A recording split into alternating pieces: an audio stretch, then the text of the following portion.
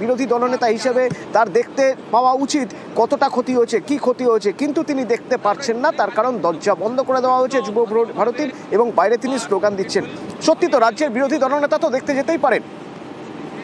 না, আমি ধন্যবাদ জানাই বিরোধী দলনেতাকে। দেখুন, এই শীতকালে শহরে আগে সার্কাসের তাঁবু যখন পড়তো, তাতে বাঘ, সিংহ, হাতি এদের খেলা দেখতে পেত বাচ্চারা খুব আনন্দ পেত। ইদানিং আদালতের নির্দেশে সেই খেলা বন্ধ হয়ে গেছে।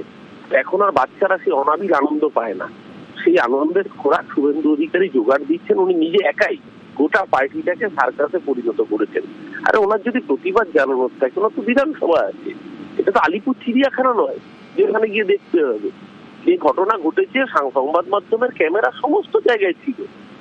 আজকে একটা জিনিস খুব পরিষ্কার, এই ঘটনায় যখন রাজ্য সরকার প্রম্পট অ্যাকশন নিয়েছে, শুভেন্দু অধিকারী বলতে পেরেছেন যে ওনাদের সরকার ডাবল ইঞ্জিনে যখন মহাকুম্ভে ৮২ জন মানুষের মৃত্যু হয়েছিল, একজন নেতা মন্ত্রী পদত্যাগ তো দূরের কথা, নৈতিক দায়িত্ব নিয়েছিলেন।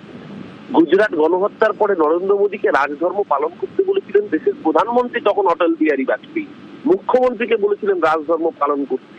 হিম্মত হয়েছিল রাজধর্ম পালন করার? দিল্লি স্টেশনে পদপিষ্ট হয়ে ১৭ জন মানুষের মৃত্যু হলো, হিম্মত হয়েছিল একজনের রেলমন্ত্রীর নৈতিক দায় নেওয়ার? ইস্তফা তো দূরের কথা। মমতা ব্যানার্জির সরকার এই জন্যই বাকিদের থেকে হাজার কদম এগিয়ে। হ্যাঁ, এটা দুঃখজনক ঘটনা, অনভিপ্রেত ঘটনা। ক্রীড়াপ্রেমী দর্শকরা মেসিকে দেখতে পাননি ভালো করে, তার জন্য রাজ্যের ক্রীড়ামন্ত্রী নিজে থেকে স্বতঃপ্রণোদিত হয়ে নিরপেক্ষ তদন্তের স্বার্থে অব্যাহতি চেয়েছেন। এর থেকে গুড গভর্নেন্স আপনি কোথায় দেখতে পাবেন? শুভেন্দু অধিকারীর মতো দোকান কাটাদের একটু লজ্জা হয় না নিজেদের শাসিত রাজ্যগুলোর দিকে তাকালে পরে? মণিপুর জ্বলছে, রাষ্ট্রপতি শাসন জারি করতে হয়েছে, একবারের জন্য দায় স্বীকারটুকু করেছেন শুভেন্দু অধিকারীর দল। এরপর বড় বড় বাতেলাবাজি বাংলার মানুষ এই জন্যই এদের কোনটাটা করছে। ১৮ ছিল, ওর মুখ যত দেখবে বাংলার মানুষ তত ওর দলকে সংখ্যা কমাবে, আসন কমাবে। ও আগামী দিন ৭৭ হয়েছে, আগামী দিন ২৭-এ নামাবো। ধন্যবাদ। আবার একবার যুবভারতী ক্রীড়াঙ্গনের ছবি দেখবো। সেখান থেকে আমার সহকর্মী ইরান রয়েছেন অনুপ, তাদের সঙ্গে কথা বলবো।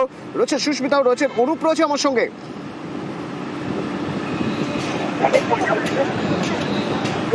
পিসিআর অনুপ রয়েছে আমার সঙ্গে। অনুপ, কি দেখতে পাচ্ছ, কি অবস্থা ওখানে? শুভেন্দু অধিকারী তিনি কিন্তু এই মুহূর্তে বেরিয়ে যাচ্ছেন। অন্য যে বিধায়ক তাদেরকে নিয়েছে, মূলত দেখা যায় যখন তিনি ভিতরে প্রবেশ করতে পারেন না, সেই সময় কিন্তু একেবারে বিক্ষোভ দেখাতে শুরু করে। একদিকে অরূপ বিশ্বাসের গ্রেপ্তার দাবি এবং সুজিত বসুর গ্রেপ্তার দাবি করে কিন্তু একেবারে প্ল্যাকার্ড হাতে নিয়ে কিন্তু ভিআইপি যে গেট, সেই গেটের সামনে শুভেন্দু অধিকারী তারা কিন্তু স্লোগান দেয় এবং বিক্ষোভ দেখাতে শুরু করে। এই যে গোটা পরিস্থিতি, সেখানে কিন্তু একেবারে তিনি হয়েছিল সেদিনকে, সেটা দেখার জন্য তিনি এসেছিলেন। এবং যখন আসেন তার পরবর্তী ক্ষেত্রে কিন্তু দেখা যায় স্টেজের ভিতরে প্রবেশ করতে পারেন না, গেটে তালা দেওয়া অবস্থা রয়েছে। সঙ্গে অনেক আরো বিধায়ক, বেশ কিছু বিজেপি, তাদেরকে নিয়ে আসা হয়েছিল এবং তারাও কিন্তু একেবারে প্লাকার্ড হাতে শুভেন্দু অধিকারী বিরোধী দলনেতা তার সঙ্গে না ভিতরে ঢুকতে পেরে একেবারে বিক্ষোভ দেখায় এবং রাজ্যপালকেও এভাবে ঢুকতে দেওয়া হয়নি বলে এমনটা কিন্তু তিনি অভিযোগ করেন।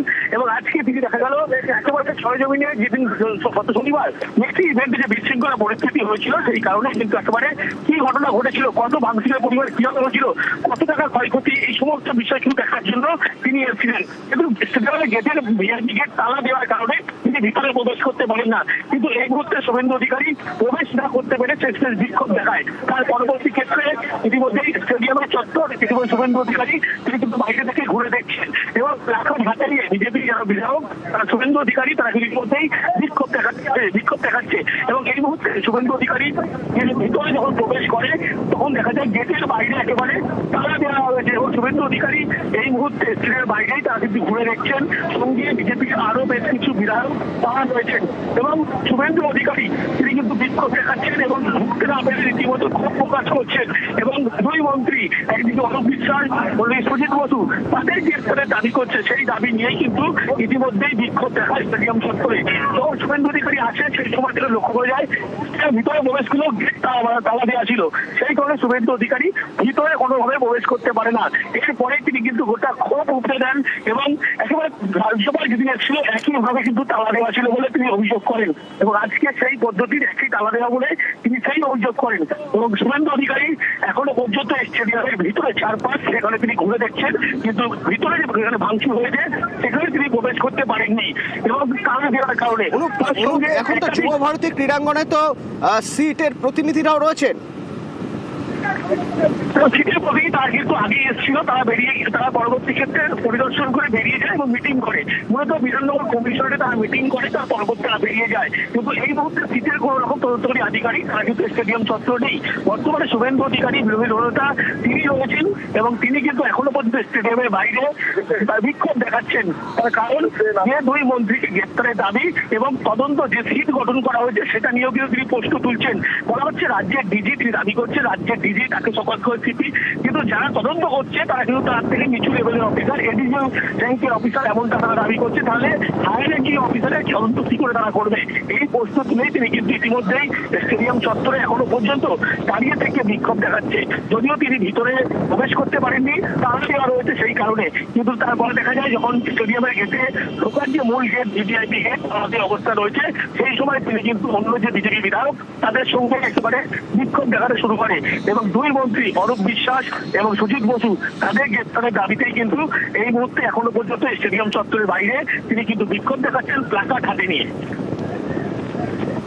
ধন্যবাদ।